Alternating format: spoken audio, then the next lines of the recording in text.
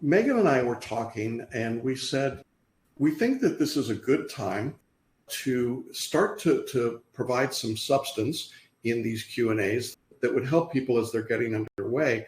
And we thought a great place to start today would be with an anatomy of an essay. And if you are listening to this, I'm going to encourage you to actually watch this. I wanted to walk you through an actual essay question. Megan's going to stay with me, and we're going to talk through it together. But we wanted to give you an idea of how you should look at an essay in order to keep from freaking out, because we know that as people start and get underway, this is one of the real deep concerns that they might have. And so we thought we'd take an actual uniform bar exam essay and we'd break it down for you. We're not going to show you how to write it. We're going to show you how to analyze it and how it's made up in the component parts. We're calling this anatomy of an essay, and I hope that it's helpful for you. All right, well, let's go ahead and jump in then. So this is our essay question, and I'm going to actually read it out loud to you. And what I've done is that each slide is going to be a separate paragraph of the question. So I want you to just listen, and I'll talk a little bit about it as we go through. So here's our question. It starts with this. A father visited a computer store owned by a woman who touted her expertise in computer systems for gamers. The father explained to the woman that he wanted a computer system that would enable his son to play even the most advanced online computer games with ease. But as he told the woman, I know nothing about computers. I really need you to pick the right system. Now, this is our first paragraph, and it obviously tells us right away that we're into probably some sort of a contracts problem, but more significantly, we've got a quotation from one of the parties. And when you actually get language, that's usually a pretty important piece, isn't it? Yeah, definitely. I think it's very interesting when people start out reading the essays, like where does your brain go at the beginning? What is it that when you see one of these really complicated, convoluted essays, I think it's really helpful to think what stands out to you, what kind of language do you see, but also what maybe is intimidating to you. And I think sometimes quotes are really a good visual clue. That might be something important to us. So just keep that in mind. I don't know anything about computers. I need you to pick the right system. Okay, next paragraph. The woman showed the father a display model of a computer gaming system and said, quote, here's the system for you, only $2,500. She then described some of its technical specifications, none of which the father understood. I can relate to this. Relying on the woman's recommendation, the father told the woman that he would buy the computer gaming system for $2,500. The woman replied, quote, sign our purchase agreement, pay me, and it's yours. The father said, great. And both he and the woman, on behalf of the store, signed the store's standard purchase agreement. Now, again, this is only the second paragraph of our essay, but it seems pretty clear to me already that this father is relying on what the woman is telling him. That's what the storyline is telling us. You don't have to overread that or overthink it. It's just pretty clear that what's happening is, here's what I recommend for you, and the father doesn't understand any of that, so he relies on her recommendation. Okay, Megan, you want to add anything to that paragraph? No, I think the big thing that should jump out at people, because here's the thing, a lot of people, when they read an essay like this, a paragraph like this, the $2,500 is what jumps out at them, because they're like thinking, oh, number. But remember, we're not in a math word problem, we're in a law word problem. So the key thing that should jump out to you is relying on the woman's recommendation. I think that is like the most, they use the word rely, which we know is going to be, that's going to be important one way or the other. That should be the thing that jumps out at you in this. Okay, good. Agreed. Next paragraph. The front page of the purchase agreement indicated that the store was selling the man a computer gaming system for $2,500, listed the basic specifications of the system and its components, and indicated that the sale was, quote, subject to our standard terms and conditions. There were signature lines for the buyer and the seller at the bottom of the front of the purchase agreement. The back of the purchase agreement contained a list of terms and conditions, 16 numbered paragraphs printed in a very small typeface. The 12th paragraph stated, seller makes no warranties that extend beyond the description of the computer on the first page of this agreement. Nothing on the front of the purchase agreement indicated that there was any text on the back, and there is no indication that the father turned over the purchase agreement and saw the text on the back. All right, look, at this point, even if you don't know very much about contract law, something should be going off, your spidey sense should be going off saying, geez, that doesn't sound right. How is he supposed to know that little tiny term and condition, number 12 out of 16, in a very small typeface, right? That should make you be aware that something's wrong. You agree with that, Megan? Yeah, definitely. I am always telling my students that we need to not drop our common sense when we walk into the bar exam. And I think this is a great example of that.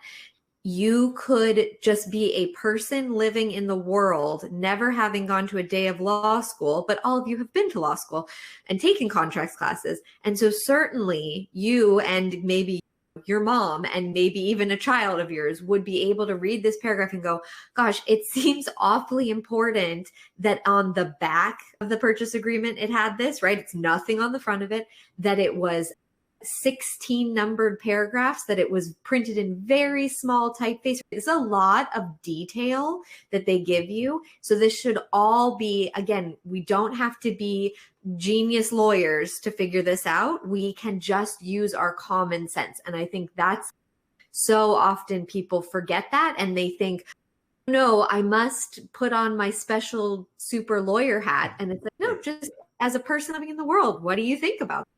Exactly. And he didn't turn over the agreement. So that's important. All right, let's keep going.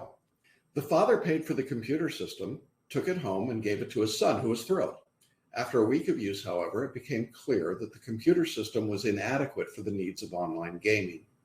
The father then consulted a computer expert who reported that the system was adequate for use in an office environment, but did not have the high-speed components necessary for online gaming. The expert also said that a system that would be sufficient for the son's needs, as had been described by the father to the woman who owned the computer store, would cost at least $3,200. All right, so now it's still not a math problem, but now I've got a second number. We started with 2,500, now I've got 3,200, and we have somebody called a computer expert. And whenever I see the word expert, that's always going to get my attention, because it wasn't just his friend, his next door neighbor, who told him. He went to someone who knows what they're talking about, a computer expert. And it's pretty clear that now this computer doesn't do what it's supposed to do. So I now think we're beginning to get the outlines of where this problem is headed. And even if we haven't read all the way through to the end yet, we can see that there's a problem. Up until this point, he was buying a computer. It seemed to be a good thing, and everything was good, even if he didn't read the 12th item on the back. But now we've got a problem, right? So this is the tipping point in the question. Do you see it that way, Megan?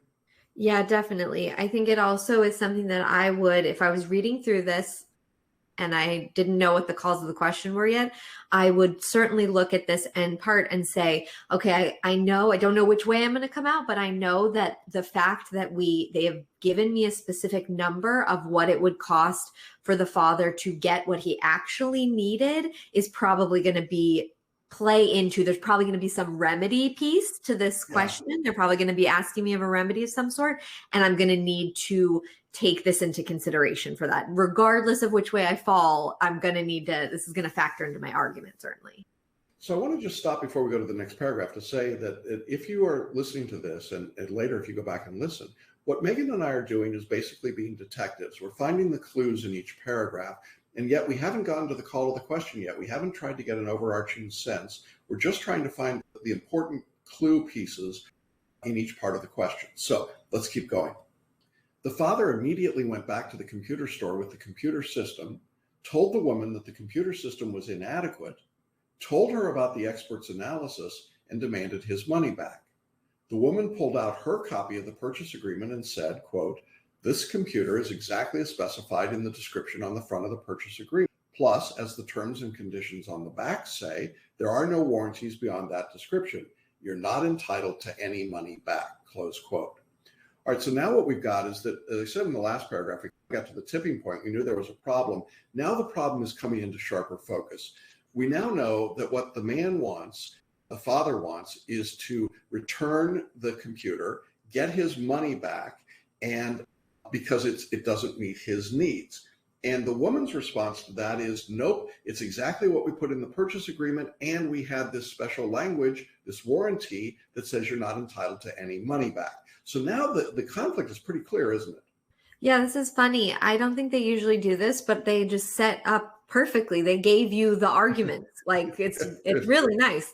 Take that gift when you see it. You don't need to come up with the argument. They've been given to you, and now you just get to fill in the law. Perfect. This paragraph is a conflict pair. I mean, I didn't, just to be clear, I'm using an actual question from 2020. So I just picked one, but I was like, ooh, Valhalla, we've got the conflict pair right there. Okay, next paragraph. Assume that the computer system is identical to the display model shown to the father and is as specified on the front of the purchase agreement, and that the expert is correct about the inadequacies of the computer system for online gaming and the cost of a system that would meet the son's needs. Now, this kind of a paragraph is important. That's all that's in the paragraph. But essentially what they're saying is don't overthink it. Don't overanalyze it. We're just going to tell you, for our purposes, everything is just what we've said it is, right? And isn't this where a lot of our takers go right off the rails? They start trying to find something that isn't there. Like maybe it was a used model, or it was an upgrade model, or maybe the expert had a bias because he hated the woman in the computer store. Aren't those the things that we tend to see? Yeah, definitely. This is why we advocate for following conflicts as opposed to issue spotting, because sometimes issue spotting can create whole worlds in your head about, let's imagine that actually the expert wasn't really an expert. So now we need to talk about experts and how the qualifications right. So I love these because they're the no loophole paragraph where it's just, okay, don't get into the weeds here. Don't make up things that aren't actually in evidence here, right? Facts not in evidence. Just take what we've given you at face value and deal with the real conflicts, not these made up ones. Yeah. And these are sweetheart paragraphs when you get them, because essentially they take the restrictions off and say, just take everything as given, right? And don't fight the facts. And we say that all the time, don't fight the facts. So that's what this paragraph is saying. Okay. Now after all of that was the last paragraph. Now we get to the actual call of the question. I want to read and this is a question that's got 3 specific calls, but we're going to break it down. So let me read you the 3 calls of the question. Number 1, does the computer system conform to the store's contractual obligations? That's number 1. Number 2, assuming that the computer system does not conform to the store's contractual obligations, does the father have the right to return the computer system to the store and get the purchase price back? So again, assuming that it doesn't conform, does the father have the right to return and get the purchase price back? And question 3, assuming that the computer system does not conform to the store's contractual obligations and that the father has the right to return the computer system and get the purchase price back, comma, does the father also have the right to additional money damages? Now, after each one of these calls of the question is the word explain. I didn't put that in because obviously that's what you got to do. You're not just giving a yes or no answer. So the answer isn't yes, yes, and yes. It's something more than that. One of the things that should jump out at you as you look at those 3 questions is there's a logical progression to them. In fact, they even repeat most of question 2 and question 3, right? Does that jump out at you too, Meg? Yeah, definitely. Sometimes we see these kind of domino questions where they have a foundational piece. In this, it's does the computer system conform to the contractual obligations? And then assuming that domino falls, then X, answer X, and then assuming that one.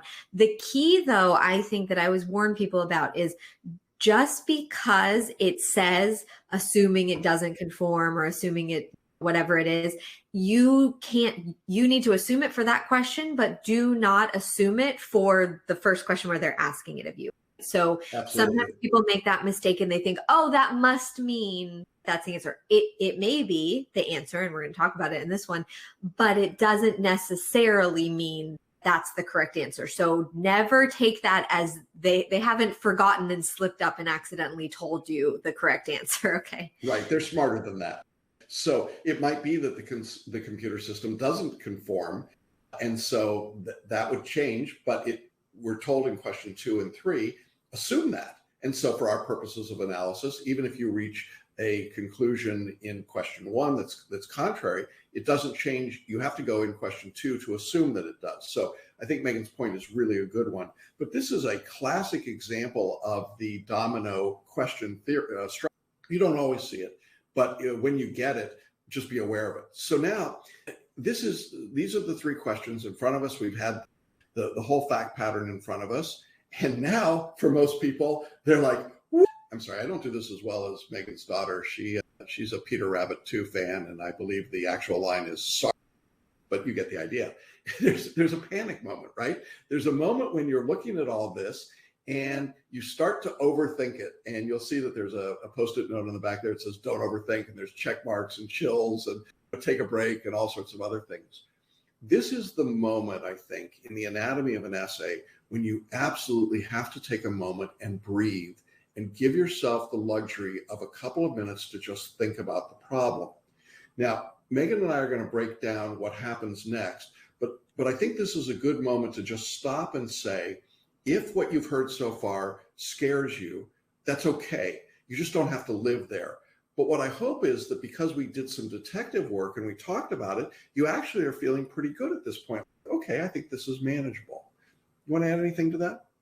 No, I think you're right. I think that it is, if you walk through the essay as you read it, like we just did, a detective, I like how you said, like how you said that, like as a detective, then by the time you get to those calls of the question, you're really probably not going to be taken super off guard by them.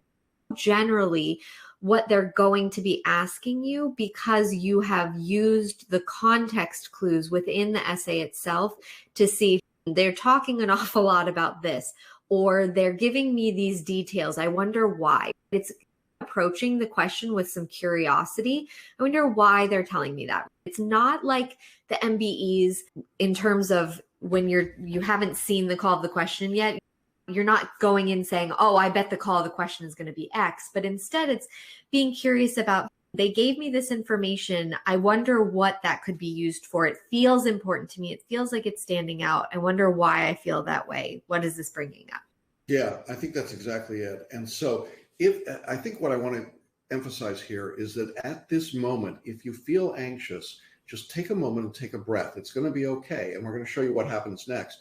But it's not, you don't have to be at that crisis moment when you finish reading the problem. And I think so many people get into that crisis moment and then they can't extricate themselves from it. So let's move forward. I think that the way you solve this kind of a problem in an essay question is to break it into smaller pieces.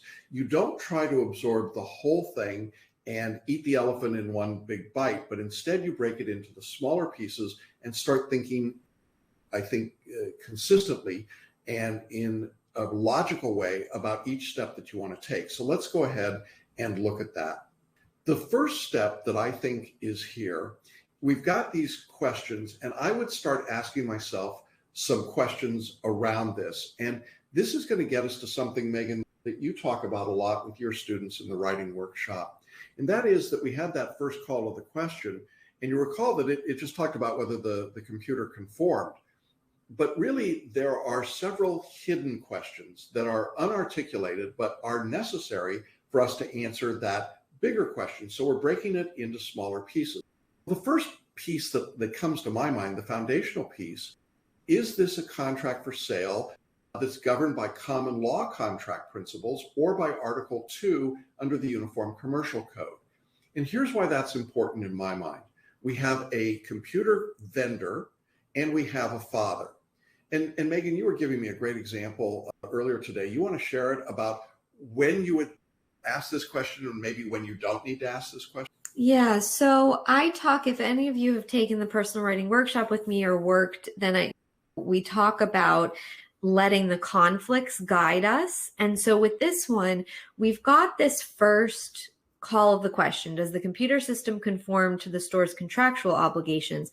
But in order to answer that, there's a few separate conflicts. And so this first one is, which kind of law do we apply? We need to, it's not being explicitly asked, but there's no way to answer what the store's contractual obligations were unless we know if we're applying common law or UCC. So what the example that I actually use with my students is also a UCC example, where I talk about how if we had an essay where you had what is essentially Target versus Walmart, you would not need to talk about whether the UCC applies, because they are merchants, right? So if we're talking about UCC law for merchants, we know that's not in conflict. These are two giant big box stores. So of course that's going to apply. We don't need to deal with that. It's not a foundational piece that needs its own section. If, however, we're dealing with Target versus a mom who sells things at her kid's school fundraiser, let's say, that mom might be saying, I'm not a merchant and I want the common law to apply. And Target is saying, no, UCC. So we, in that case, would need to have a discussion. We'd have a conflict pair, et cetera, a discussion about whether or not we would apply common law or the UCC. Yeah, I think it's really important to take that step back with a question and think, are there component pieces or threshold issues that we need to discuss initially in order to fully answer this question and not just take it at face value? Yeah. And so while I would be opposed to all the time talking about Article 2 versus common law contract, here, I think it's implicated by the question. You have one merchant and you have a father. So I think it's a first question that you have to answer. So let's keep going because I think there are a couple of other hidden questions in question 1. And the second of those is this question. When a buyer makes clear to the seller the buyer's particular purpose for the goods, and then that buyer is relying on the seller to select the appropriate item, does the contract to buy the goods that's selected by the seller, does that contain a warranty that the goods are fit for that purpose? Now, as you were reading the fact pattern or listening to us read it, you probably thought of the word warranty because it was used in the fact pattern, right? There's a question of the express warranty or maybe an implied warranty, but really, without getting explicit in the call of the question, I think we have to know about this kind of a situation. The buyer relied on the seller to select the goods. The examiners don't ask that specifically, but I don't think you can get to the answer to question 1 without dealing with that particular problem. Do you agree, Megan? Definitely. And it's really set up for you in the question, right? Again, it's that put on your common sense hat, right? You clearly have the father, the facts are so clear. They put on like neon flashing lights showing the dad completely relied on her. They even use that language, right? It relied on her expertise. She said, oh, I'm the person who knows about online gaming and I can tell you what to do. He said, I know nothing about it. And then I'm relying on you. So this is very much a follow, even if you feel lost, follow the facts. Yeah. And then I think there's a third subpart to the first question, and that is whether the warranty that's described in the contract, even if it's on the back of the written agreement and it contained language stating there were no warranties, is that going to apply here, even though beyond the description on the front of the agreement? In other words, is the warranty, is it going to be valid when it's hidden in the back? And I think all three of those questions have to be asked in order to know whether or not we've got a conforming item, right? So it's getting a little more in depth about that warranty language, but really now it's getting to that thing we were talking about, that it was hidden in the back. And I think this is where that question is going to get answered. Definitely. Okay, so look what we've done. In the first call of the question, we've actually got 3 subparts here. Now, you could, and I think it would not be inappropriate to write about each of those 3 items. You might write 3 paragraphs about each. Maybe you're going to be able to handle the first one about the UCC versus Article 2 in just a single paragraph. But I think that we really have to answer these non-explicit questions to get to the answer to the first question. And here's the interesting part of this to me, Megan. The first call of the question is the shortest in number of words, but it's actually the longest to write about, don't you think? Yeah, definitely. I think that is common. It's certainly not uncommon. And you definitely don't want, I think it's a great point. You don't want to trick yourself into thinking, it's the least, I don't really need to say much about it. Yeah. Yeah.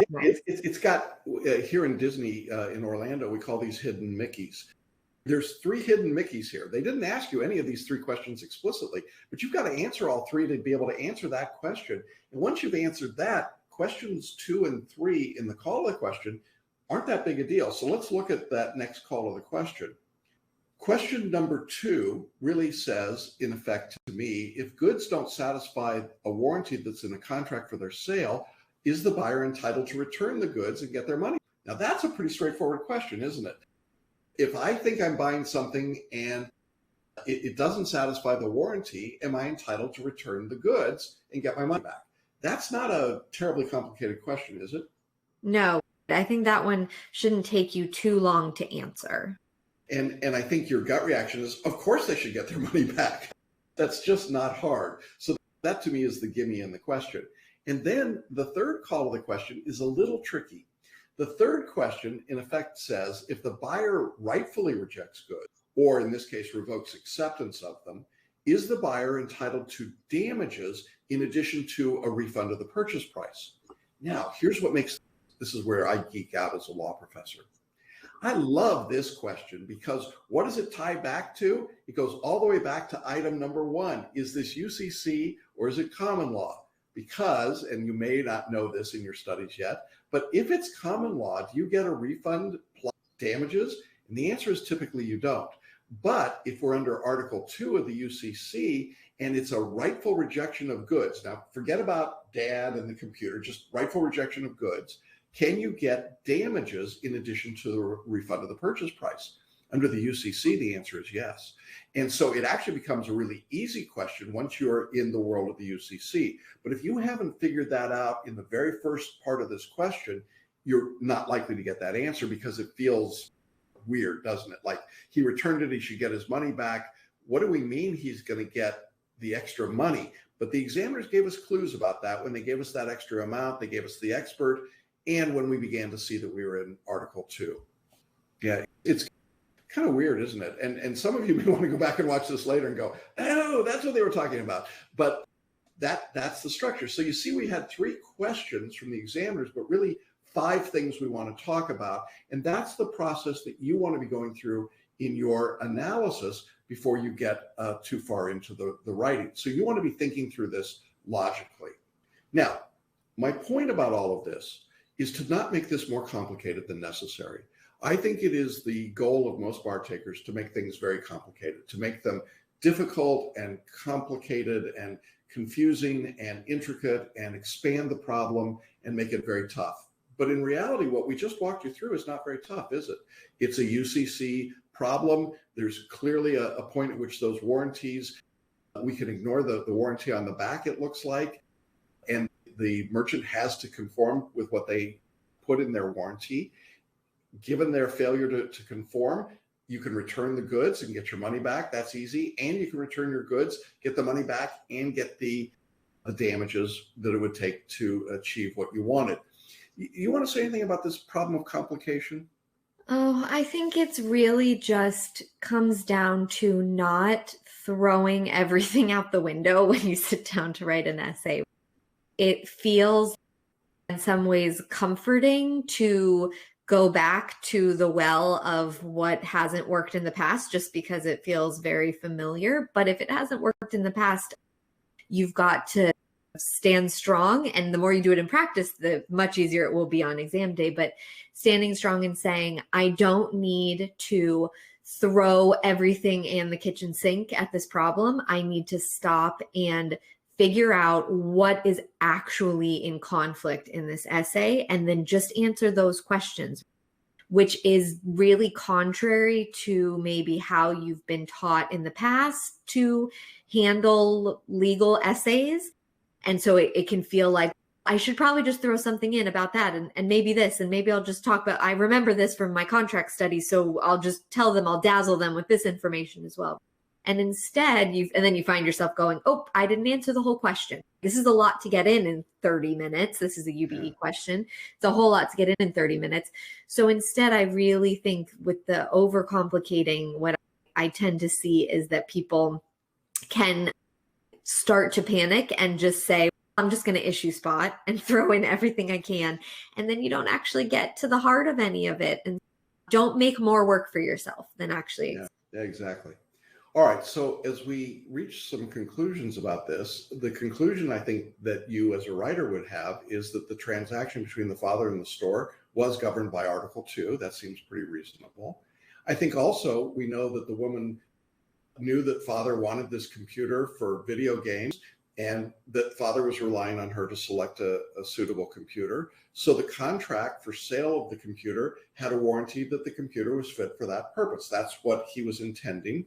And the language on the back of the sales agreement didn't effectively exclude that warranty because it wasn't conspicuous, it wasn't obvious, and the system wasn't fit for the father's purpose, so it didn't conform to the store's contractual obligation. These are all basic conclusions from the problem. Then the father either rejected the computer or he accepted it and then revoked his acceptance, if you want to use UCC language.